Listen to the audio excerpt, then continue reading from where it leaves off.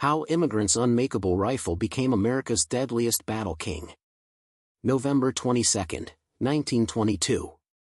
Gosport, Indiana. A child was born into a world that would soon be consumed by economic collapse and global war. Eugene Morrison Stoner entered life with nothing but his name. In a small farming town where most families struggled through the Great Depression, nobody could have predicted that this boy, who would never attend college, who would spend his early years installing aircraft parts in California factories, would one day design the most controversial and widely used military rifle in modern history.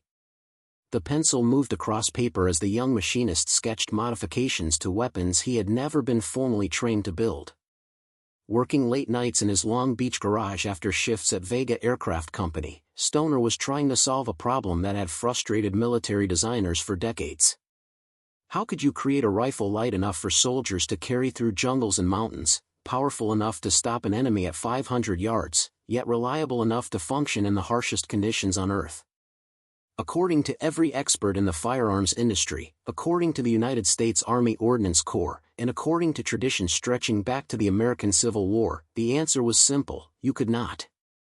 A truly lightweight automatic rifle was impossible. The physics did not allow it. The materials did not exist. Anyone who claimed otherwise was either a fool or a fraud. Stoner was neither. He was simply willing to question assumptions that everyone else accepted as truth. That willingness would eventually arm millions of soldiers, reshape modern infantry tactics, and spark debates that continue to this day. The year was 1939. Eugene Stoner had just graduated from Long Beach Polytechnic High School. College was not an option. The Depression had destroyed his family's savings, leaving no money for university tuition. While his wealthier classmates headed to Stanford and Berkeley, the young man walked into Vega Aircraft Company and asked for work. They hired him to install armament on training aircraft. The job required precision, attention to detail, and an understanding of mechanical systems.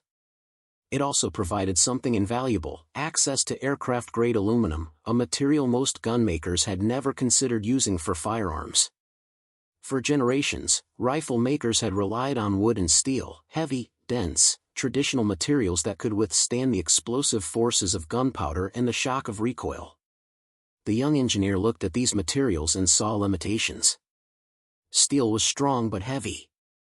Wood absorbed moisture and warped. Both added unnecessary weight to weapons that soldiers had to carry for miles. But aluminum, the lightweight metal used in aircraft construction, offered different properties. It was lighter than steel, resistant to corrosion, and, when properly engineered, strong enough to handle the stresses of rifle operation. The problem was that nobody had successfully built a combat rifle from aluminum. Every attempt had failed. Stoner filed that observation away. He would return to it later. December 7, 1941. Pearl Harbor. Like millions of young Americans, the 19-year-old enlisted in the military. He joined the United States Marine Corps, specializing in aviation ordnance. The Corps sent him to the South Pacific and northern China, where he spent his war maintaining and repairing machine guns, rifles, and automatic weapons. He never saw direct combat, but he saw something equally valuable for a future firearms designer: he saw weapons fail. He watched Marines struggle with the M1 Garand, a superb rifle that was nevertheless too heavy for jungle warfare. He observed the M1918 Browning automatic rifle, powerful but weighing nearly 20 pounds. He studied the M1941 Johnson rifle and light machine gun, innovative designs that most military planners dismissed as too complex. Every evening after his maintenance duties were complete, the young Marine sketched improvements. He filled notebooks with modifications, alternative gas systems, and different bolt designs. His fellow Marines thought he was obsessed. They were correct. By 1943, he had developed 2.30 caliber carbine prototypes in his spare time. Neither was complete, but both demonstrated concepts that would later appear in his revolutionary designs: the straight-line stock that channeled recoil backward instead of upward, the simplified gas system that eliminated heavy operating rods, and the modular construction that allowed rapid field stripping. These were not random innovations. They were systematic solutions to problems the designer had observed in combat weapons. The war ended in August 1945. The 22-year-old veteran returned to California and immediately sought work in machine shops. He was hired by Whitaker, an aircraft parts manufacturer, starting on the factory floor. Within months, his skill with precision machinery earned him a promotion to design engineer. It was here, working with aerospace manufacturing techniques, that he perfected his understanding of how to machine aircraft-grade aluminum to tolerances that would be acceptable for firearms. The knowledge would prove critical. By 1954, nearly a decade had passed, working various engineering jobs while continuing to design firearms in his garage. His prototypes had attracted attention from firearms experts, but no manufacturer was willing to invest in production.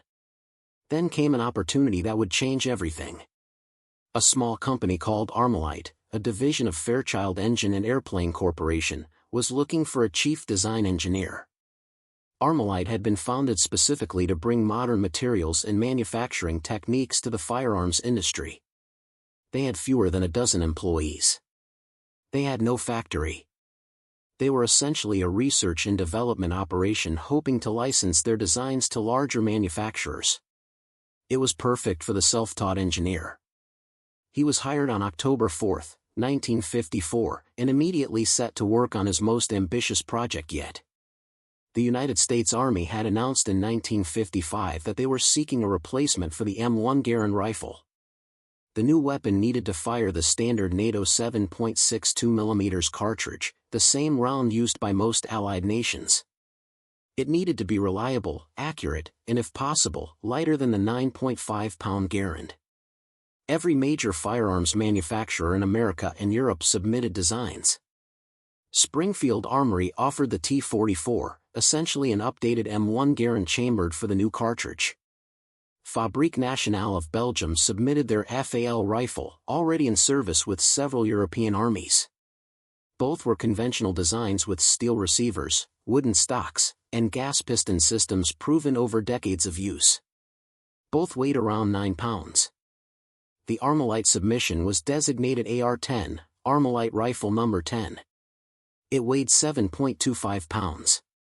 The Army testing officials at Springfield Armory thought there had been a mistake in the specifications. No rifle firing full-power NATO ammunition could weigh that little and still function reliably. They assumed the paperwork was incorrect. Then the rifle arrived for testing in late 1956.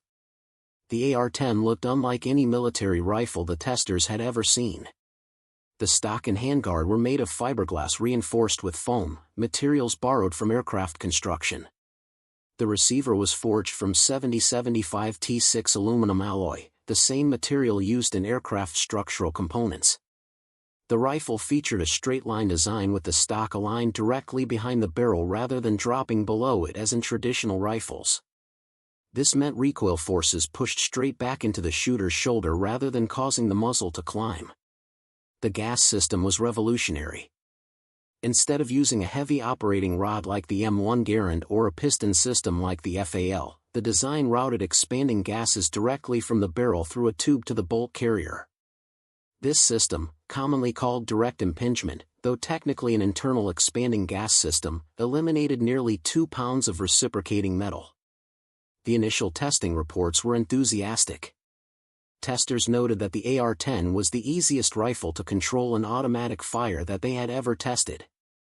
The straight-line design combined with an effective muzzle brake made the rifle remarkably controllable despite firing powerful NATO ammunition. Accuracy was excellent. The rifle consistently produced groups under 2 inches at 100 yards, better than either the T-44 or the FAL. Reliability was good in initial trials. The aluminum receiver showed no signs of stress or failure. Then came the endurance testing. The Army subjected the AR-10 to torture tests designed to reveal any weaknesses. They fired thousands of rounds through the rifle without cleaning or maintenance. They subjected it to extreme temperature variations. They dunked it in mud and sand. During one particular test, the composite barrel, a steel liner surrounded by an aluminum sleeve, failed catastrophically.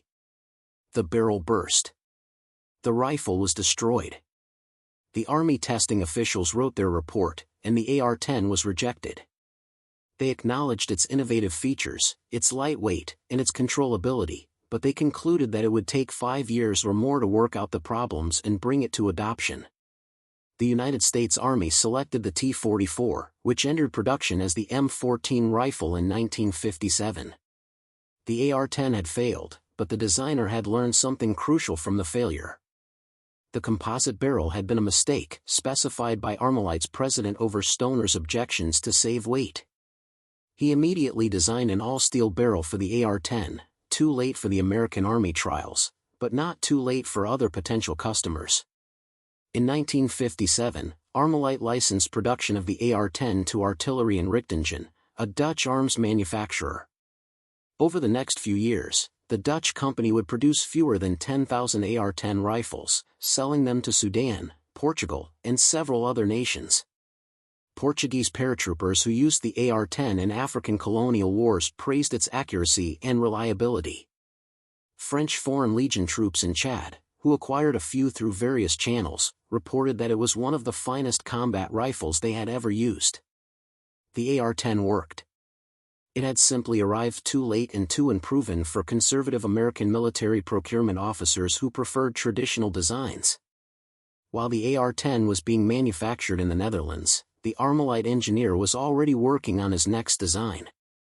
He had proven that a lightweight rifle could work with full-power ammunition, but a question was emerging in military circles: did soldiers really need full-power cartridges?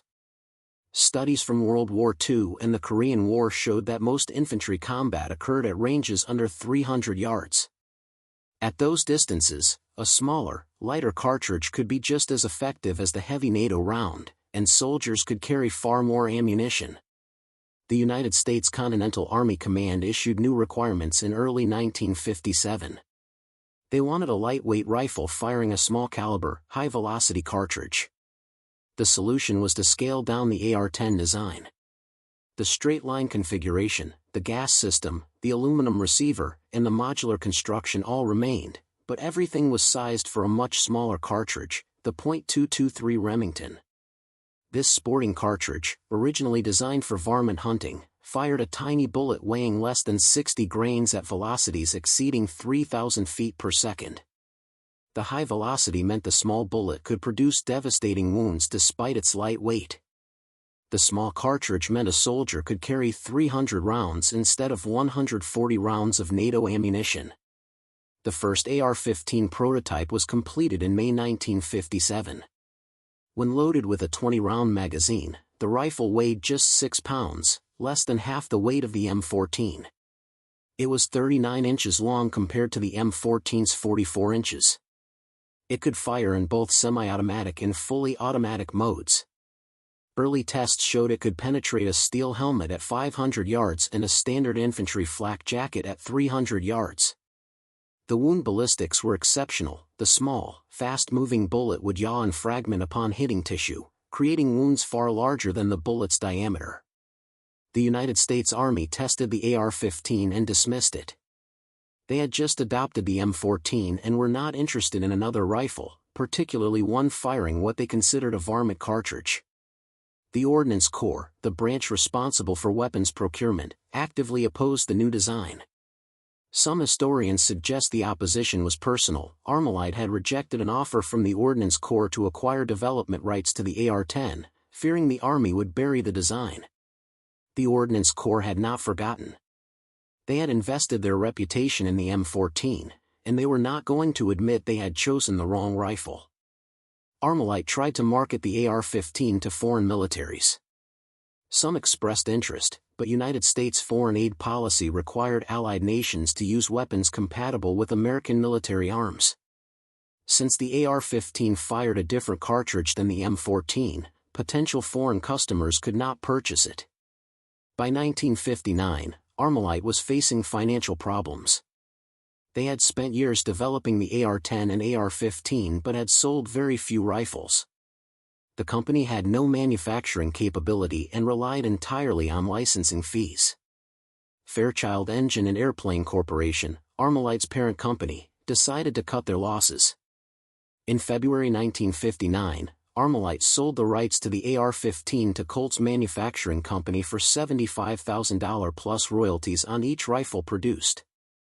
It appeared that the revolutionary rifle would join thousands of other firearms designs that showed promise but never reached production. Colt had purchased the rights, but they had no military buyer. The Army did not want the rifle. No foreign military could purchase it. The AR-15 seemed destined for obscurity. Then came a 4th of July barbecue that would change everything. July 4, 1960. A farm in Maryland. Richard Boutelle, president of Fairchild Corporation and former president of Armalite, was hosting an Independence Day party. Among the guests was General Curtis LeMay, Vice Chief of Staff of the United States Air Force. LeMay was a legend in American military circles. He had planned the firebombing campaign against Japan in World War II and had commanded Strategic Air Command, building it into the most powerful military force in history. He was known for his demanding personality, his contempt for bureaucracy, and his willingness to fight for what he believed was right. At age 53, he was the youngest four-star general in American history. William Mullen, a Colt salesman, had brought an AR-15 to the party, hoping for an opportunity to demonstrate the rifle to any military officers who might attend. When he learned that General LeMay would be present, Mullen prepared a demonstration. He placed watermelons at 50 yards and 150 yards downrange. He handed the AR-15 and several magazines to General LeMay. The general, an experienced shooter, examined the rifle briefly and then opened fire. The watermelons exploded. The tiny .223 bullets, traveling at over 3,000 feet per second, struck the watermelons and caused them to burst dramatically. LeMay fired several magazines, hitting targets at various distances. The rifle functioned perfectly. When Mullen mentioned there was one watermelon remaining, LeMay declined to shoot it. "Let us eat the son of a bitch," he said. The demonstration continued while the general and other party guests ate the surviving watermelon. LeMay asked detailed questions about the rifle's design, its ammunition, and its production capabilities. He learned that it weighed 6 pounds when loaded compared to the 9.5-pound M14. He learned that an average soldier could carry 240 rounds of 5.56 mm ammunition compared to 100 rounds of 7.62 mm. He learned that marksmanship tests had shown 43% of AR-15 shooters qualified as expert, compared to only 22% of M14 shooters. By the end of the party, General Curtis LeMay had made a decision: he wanted this rifle for the Air Force. Air Force security personnel still carried the M1 carbine from World War II, a weapon inadequate for protecting air bases against potential enemy attacks. The AR-15 would give them firepower comparable to infantry rifles while remaining light enough for security troops who needed mobility. LeMay placed an order for 8,500 rifles and 8.5 million rounds of ammunition on the spot, at a 4th of July barbecue, based on shooting watermelons. There was a problem. The United States Army controlled all rifle procurement for all branches of the military. For the Air Force to receive AR-15s, the Army would have to approve the purchase. The Army had already rejected the AR-15. They were not inclined to reverse that decision, particularly not because an Air Force general wanted the rifle. General Maxwell Taylor, chairman of the Joint Chiefs of Staff, advised President John F. Kennedy that having two different rifle calibers in the military system would be problematic. LeMay's request was denied. Curtis LeMay did not accept defeat easily. Over the next 2 years, he would wage one of the most persistent campaigns in American military procurement history. The Air Force Vice Chief of Staff filed formal requests. He attended meetings at the Pentagon. He provided data from Air Force testing showing the AR-15's superiority over the M14. He made it clear that the Army's objections were based on institutional pride rather than objective evaluation. In summer 1961, LeMay was promoted to Air Force Chief of Staff, the service's highest-ranking officer. From this position, he had direct access to President Kennedy and Secretary of Defense Robert McNamara. He immediately requested approval for 80,000 AR-15s to equip the entire Air Force. Once again, the request was denied. The general was legendary for his unwillingness to quit. He filed a second request. He filed a third request. Each time, Army officials blocked the procurement, arguing that the M14 was superior and that having two different calibers in the military system would create logistical problems. LeMay countered by pointing out that the Air Force already used different weapons than the Army in many categories. The debate dragged on through 1961 and into 1962. Meanwhile, events in Southeast Asia were creating pressure for a better infantry weapon. American military advisors in South Vietnam were reporting that the Viet Cong, armed with Soviet AK-47 rifles, were outgunning South Vietnamese troops armed with M1 Garands. The AK-47 fired an intermediate cartridge similar in concept to the AR-15's 5.56mm round. It was lighter than NATO rifles, easier to control in automatic fire, and deadly effective in jungle warfare. American advisors began requesting AR-15s for field testing. In late 1961, Secretary of Defense Robert McNamara authorized a small-scale trial. 1,000 AR-15s were sent to Vietnam for evaluation by Special Forces units and South Vietnamese forces. The reports came back enthusiastic. Special Forces soldiers reported that the AR-15 was ideal for jungle combat. It was light enough to carry through thick vegetation and short enough to handle in close quarters. The small cartridge allowed soldiers to carry enough ammunition for extended patrols, and despite its small size, the rifle was devastatingly effective against enemy troops. The high-velocity lightweight bullets were producing severe wounds. South Vietnamese troops who received AR-15s for testing refused to give them back. They reported that the rifle's lightweight and controllability made it far superior to their existing weapons. Some Vietnamese soldiers said the AR-15 made them feel like they had the firepower of 3 men. Secretary of Defense Robert McNamara was now receiving two completely contradictory views. The Army insisted the M14 was superior and the AR-15 was inadequate for military service. The Air Force, Special Forces, and Vietnamese field reports insisted the AR-15 was dramatically better. McNamara ordered additional testing. In early 1962, he established a new study to directly compare the AR-15, the M14, and the Soviet AK-47. The study, known as the Hitch Report, was released in summer 1962. The conclusion was devastating for the Army. The AR-15 was superior to the M14 in every measurable category. Soldiers armed with AR-15s could carry more ammunition, hit targets more reliably, and maintain their weapons more easily than soldiers armed with M14s. The study went further. It concluded that the M14 had failed to outperform even the AK-47.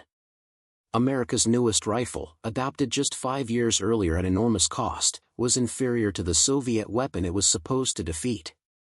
The Army fought back. They claimed the tests were biased. They conducted their own evaluations showing the M14's superiority. They argued that the 5.56mm cartridge lacked stopping power. But McNamara had made his decision. In November 1962, he approved initial procurement of AR-15s for the Air Force and Army Special Forces. General LeMay finally received approval for his rifles, though not the full 80,000 he had requested. His persistence had paid off. The first shipments of 8,500 rifles arrived in May 1962, nearly 2 years after his initial order at the Maryland barbecue. The rifle was now designated the M16. Colt had made several modifications to the original AR-15 design, most notably moving the charging handle from under the carrying handle to the rear of the receiver. Production began ramping up. In November 1963, McNamara ordered 104,000 rifles, 85,000 XM16E1s for the Army and Marines, and 19,000 minutes and 16 seconds for the Air Force. The contract, worth $13.5 million, was awarded to Colt on November 4, 1963. By late 1963, tens of thousands of M16s were being manufactured, and in early 1964, the first large shipments began arriving in Vietnam. The Army, still skeptical of the new rifle, began replacing M14s with M16s in units deploying to Vietnam. The impossible had become reality. A lightweight rifle firing a small cartridge was replacing the traditional heavy rifle that military planners had insisted was necessary. Everything seemed perfect. The M16 was lighter, easier to shoot, and more controllable in automatic fire. Soldiers could carry twice as much ammunition. The rifle had performed flawlessly in all official testing. And then, the soldiers in Vietnam started dying because their rifles were jamming. The reports began arriving in late 1965.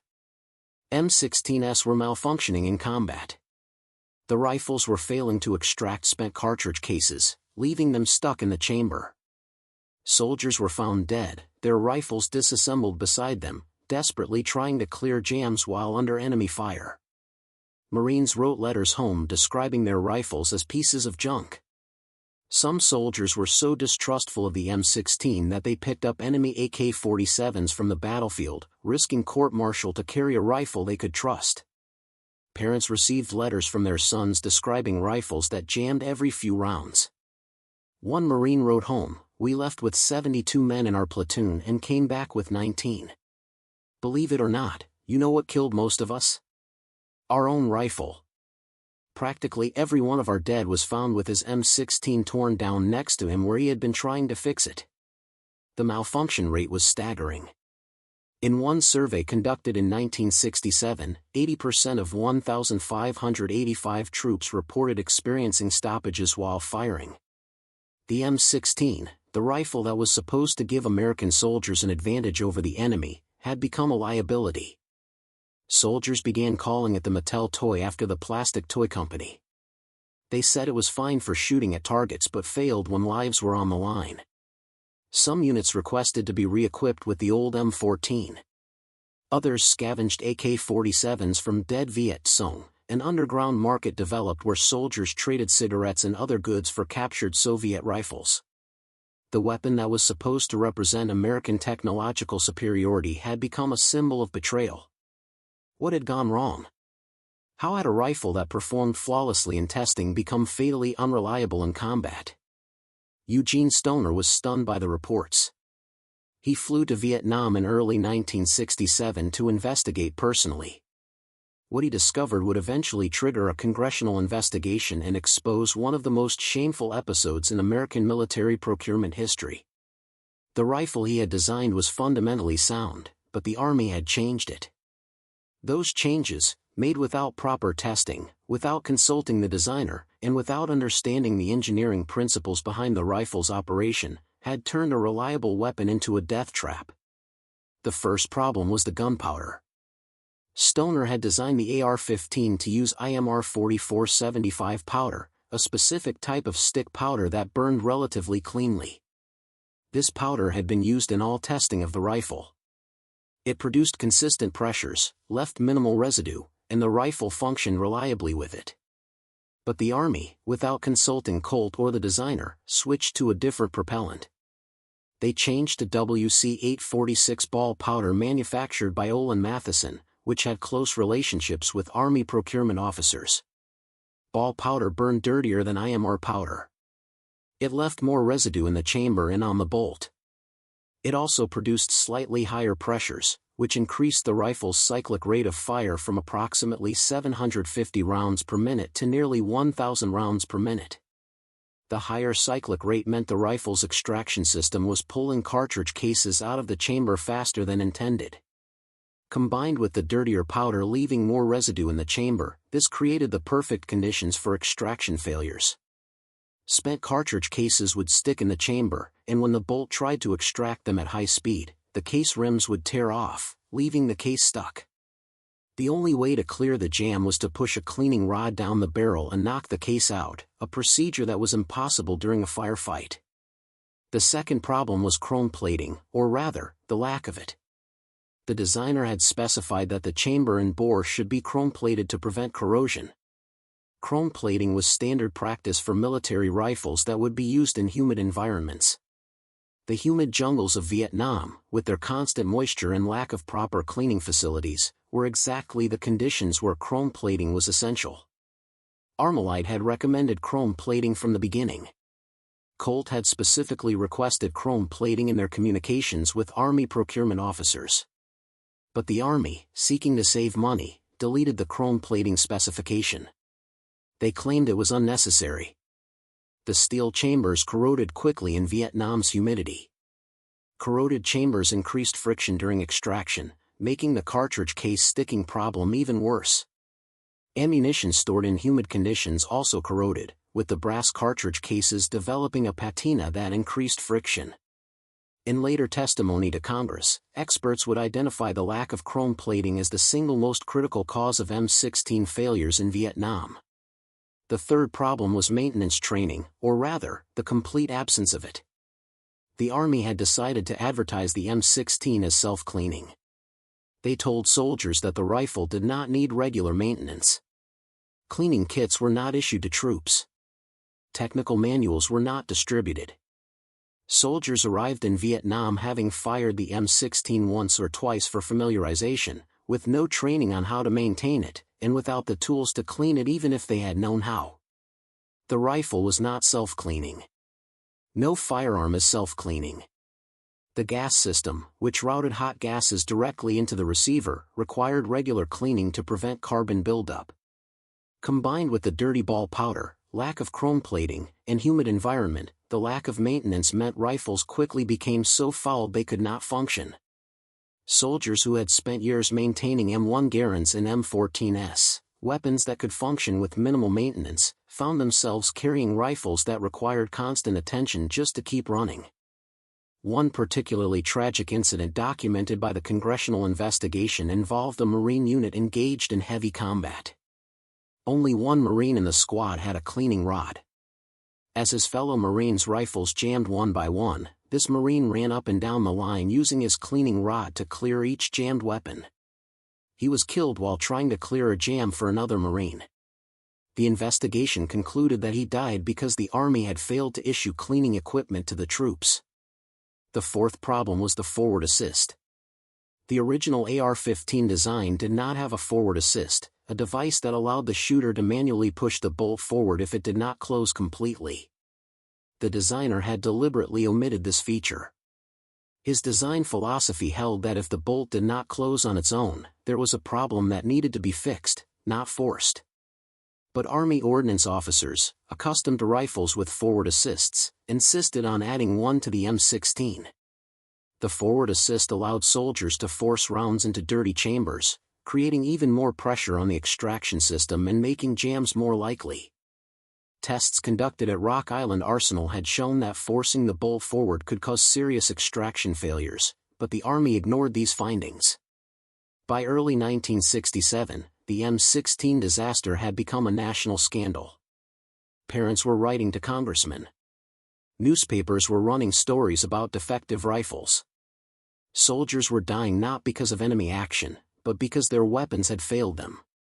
On May 15, 1967, Representative Richard Ichord of Missouri convened a special subcommittee on the M16 rifle program. The hearings would continue through August 22, 1967, calling hundreds of witnesses and producing a report that remains one of the most damning documents in American military history. Eugene Stoner testified before the subcommittee. He explained that the Army had changed his design without consulting him. He demonstrated that with IMR powder, proper chrome plating, and adequate maintenance, the M16 was as reliable as any military rifle ever produced. He brought documentation showing that he had recommended chrome plating from the beginning. He presented test data proving that the rifle functioned perfectly with the correct ammunition. Colt representatives testified that they had warned the Army about the problems with ball powder but had been ignored. They presented documentation showing that Colt had specifically recommended chrome plating, but the specification had been deleted to save money.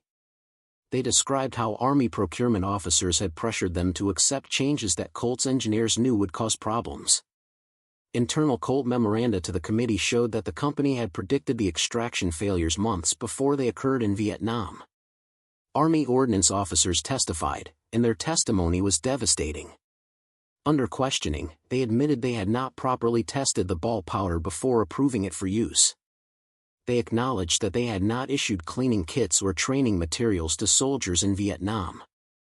They confirmed that they had advertised the rifle as self-cleaning despite having no evidence to support that claim. Some officers admitted they had personally opposed the M16 and preferred the M14. The subcommittee's report, released on October 19, 1967, ran to nearly 600 pages. The conclusion was damning. The report stated that the M16 malfunctions were caused by Army mismanagement and neglect. The Ordnance Corps had changed the rifle's ammunition without proper testing. They had deleted essential specifications like chrome plating to save money. They had failed to provide training and maintenance equipment to soldiers. They had ignored warnings from the rifle's designers and manufacturers. The report used language rarely seen in congressional documents, stating that the failure to take corrective action bordered on criminal negligence. The scandal forced immediate action. The Army rushed chrome-plated chambers and bores into production. They switched back to improved powder for M16 ammunition. They manufactured millions of cleaning kits and distributed them to every soldier in Vietnam. They developed a comic book-style manual explaining how to maintain the rifle. They instituted mandatory training programs on M16 maintenance. They made 10 modifications to the rifle design, creating the M16A1. The modified rifle was officially standardized on February 28, 1967, replacing the earlier XM16E1 designation. The M16A1, with its chrome-plated chamber, proper ammunition, cleaning equipment, and trained soldiers, proved as reliable as the designer had always claimed it would be. By late 1968, the malfunction rate had dropped to levels comparable to any military rifle.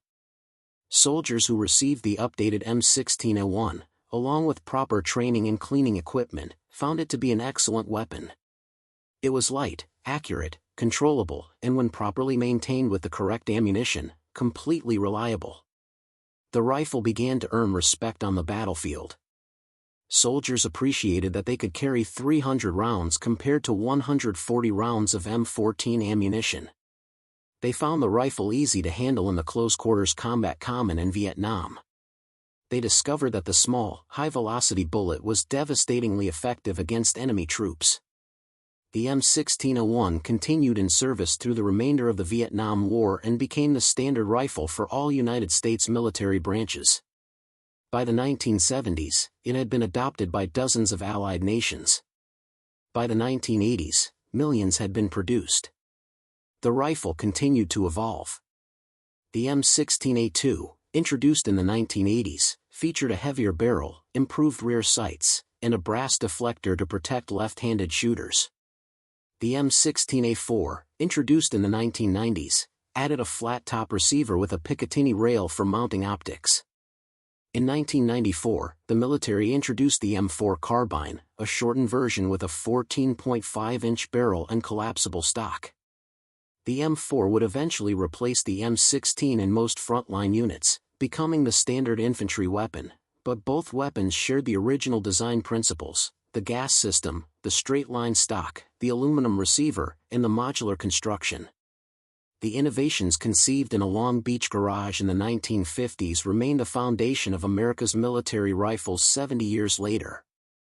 Eugene Stoner did not stop with the AR-15. In 1961, after Armalite sold the rights to Colt, he left to work as a consultant for Colt. He then moved to Cadillac Gauge, where between 1962 and 1963 he designed the Stoner 63 weapon system, a modular design that could be configured as a rifle, carbine, or light machine gun. The Stoner 63 was adopted by the United States Navy SEALs and saw limited use in Vietnam. Approximately 4,000 units were manufactured between 1963 and 1971. The weapon demonstrated the designer's continuing innovation, though it never achieved the widespread adoption of the M16. In 1971, he co-founded Ares Incorporated in Port Clinton, Ohio. At Ares, he developed improved versions of the Stoner 63, designated the Stoner 86. He also worked on advanced concepts that were decades ahead of their time. he experimented with polymer ammunition, attempting to reduce weight even further. He developed telescoping cartridges that would allow more rounds to fit in a magazine. He worked on caseless ammunition systems. These concepts, considered too radical in the 1970s, would later influence rifle development in the 21st century. In 1990, at age 67, Eugene Stoner joined Knight's Armament Company in Titusville, Florida. There he designed the State Route 25, a scaled-up version of the AR-15 chambered for 7.62 mm NATO ammunition. The State Route 25 combined the accuracy of a precision rifle with the reliability and handling characteristics of the M16. It was adopted by the United States Navy as the Mark 11 Mod 0 sniper weapon system. Navy SEALs would use the rifle in Iraq and Afghanistan, praising its accuracy and reliability. It was one of the designer's final creations and one of his finest. The State Route 25 proved that the basic AR-15 design could be successfully scaled for larger cartridges, validating concepts he had first explored with the AR-10 40 years earlier. In May 1990, Eugene Stoner met Mikhail Kalashnikov, designer of the AK-47, for the first time. The two legendary firearms designers, whose rifles had armed opposing sides in every major conflict since the 1960s, met in Washington. They toured the NRA's National Firearms Museum together, examining each other's designs displayed side by side.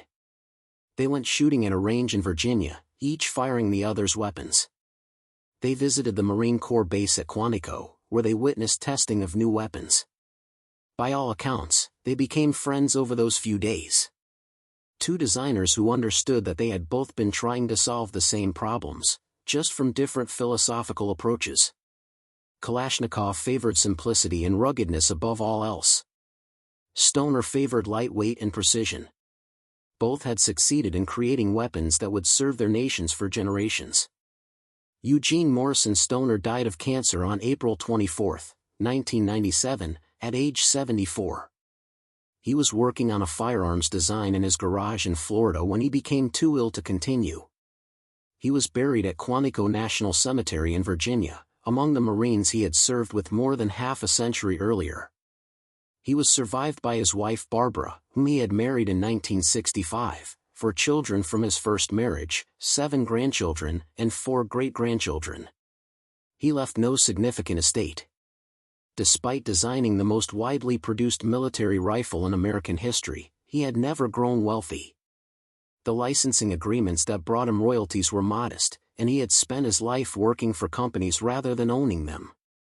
He died as he had lived, quietly working on the problems that fascinated him, avoiding publicity, and letting his designs speak for themselves. The rifle he designed has become the most controversial firearm in American history. More than 30 million AR-15s, the civilian semi-automatic version of the M16, are now in American homes. They have become the symbol of gun rights for some Americans and the symbol of gun violence for others. 10 states have enacted varying degrees of restrictions or bans on AR-15 style rifles. The debates continue, passionate and unresolved. His family has stated publicly that he designed the AR-15 as a military weapon, not for civilian use. They believe he would have been horrified by the weapons association with mass shootings. Others argue that he would have supported civilian ownership of his design, pointing to his work on civilian firearms throughout his career.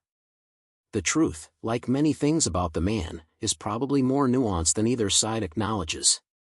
What is beyond debate is the rifle's military significance.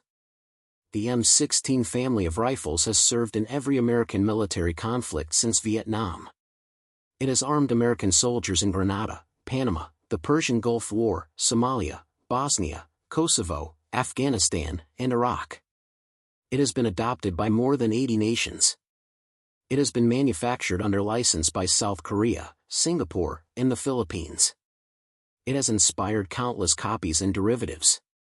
The Taiwanese T-65, the Canadian C-7, the British L-85L1, and dozens of other rifles trace their lineage directly to the original designs. The rifle changed modern infantry tactics fundamentally. Before its adoption, infantry combat doctrine assumed soldiers would engage enemies at ranges of 400 to 600 yards. The M16's intermediate cartridge was optimized for combat under 300 yards. This forced military planners to rethink how infantry units would fight. The result was new tactics emphasizing fire and maneuver, suppressive fire, and rapid assault.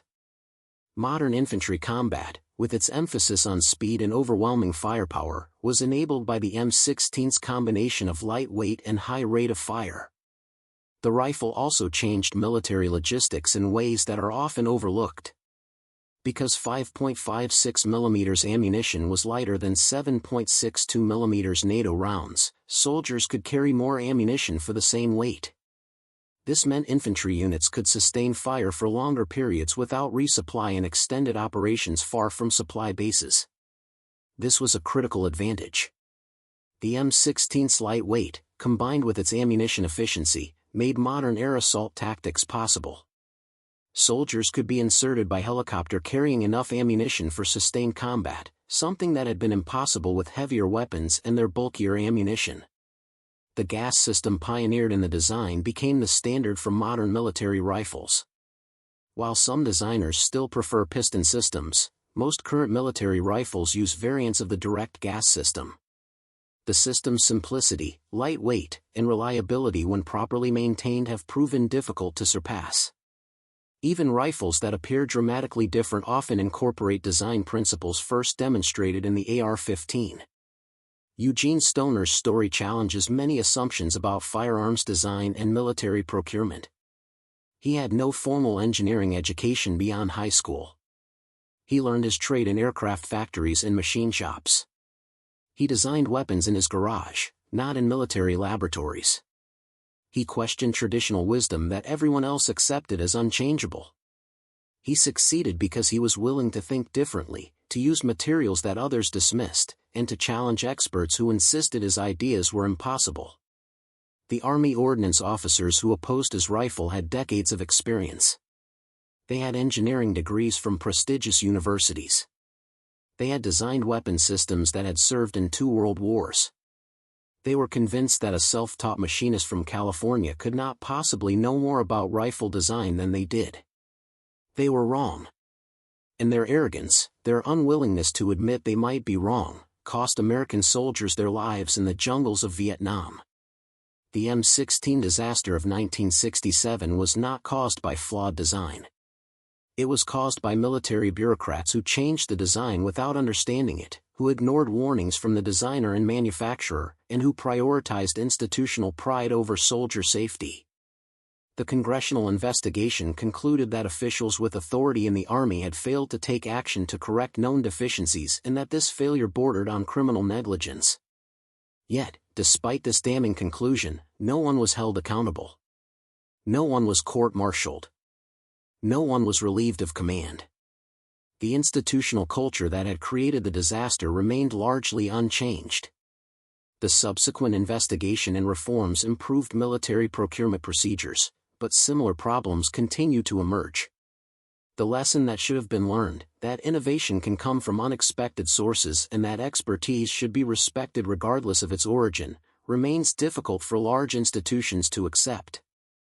The M16's troubled introduction to service stands as a cautionary tale about the dangers of bureaucratic arrogance and the importance of listening to designers and engineers who actually understand the systems they create. Eugene Stoner never became famous in the way that Thomas Edison or Henry Ford became famous. Most Americans who own AR-15s do not know his name.